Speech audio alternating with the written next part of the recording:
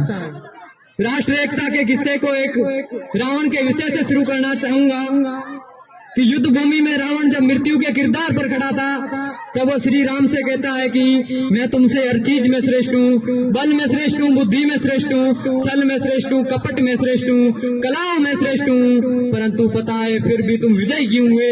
क्योंकि मुझ में और मेरे भाई में एकता नहीं थी, मुझ में और मेरे भाई में एकता नहीं थी। तो आप समझ गए होंगे कि एकता का महत्व क्या है, एकता की महत्ता क्या है। एकता चाहे तो सृजन भी कर सकती है और वही एकता जब कटुता में बदल जाए तो संहार भी कर सकती है। चंद लाइनों से स्पष्ट करना चाहूंगा कि जानते हो क्यों तरक्की की डगर से हट गए, क्यों नजारे देश की उपलब्धियों के घट गए? अरे हम पे था दायित्व अपने देश के उत्थान का और हम ये भूलकर धर्म और जातियों में बंट गए, धर्म और जातियों में बंट गए। श्रीमान, आज भारत में 3000 से ज्यादा जातियां हैं, 25,000 से ज्यादा उपजातियां हैं, सबकी अलग अलग परंपराएं हैं, अलग अलग रीति रिवाज है। इतनी विभिन्नता होने के बावजूद भी किसी में भेद उत्पन्न न होने देना ही सच्ची राष्ट्र एकता है। श्रीमान, जब जब दहला विश्व हमारा, जब जब बेमकसद खून बहा, चीन, रूस, जापान सभी ने भारत को एक दूत कहा। Taking proud of Indian history, it is one of the 5 words given by the Prime Minister during an Amrit Kaal. And look at the history, so this is proof that India has always been a pioneer of peace. No war, it doesn't mean that we have no reason to fight. A war, it just means that mean by following the values of compassion and forgiveness.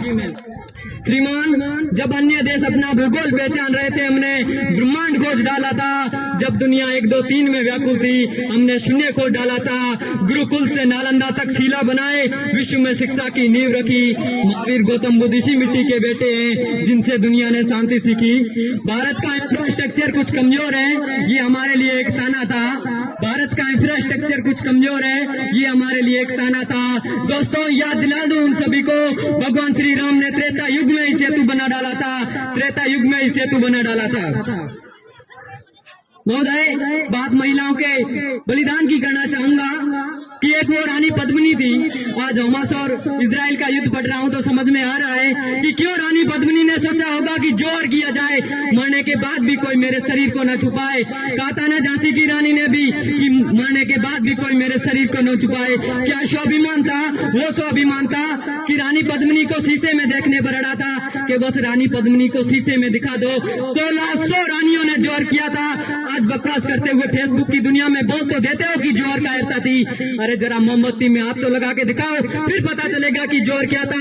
1600 रानियां मरी और जिस देश में स्वाभिमान के लिए, उस देश में जब रीत पर दुष्टता करते हुए युवा को आदर्श मानते हुए समाज को देखता हूं तो श्रीमान समझ में आता है कि राष्ट्र का कल्याण कहाँ रुका हुआ है।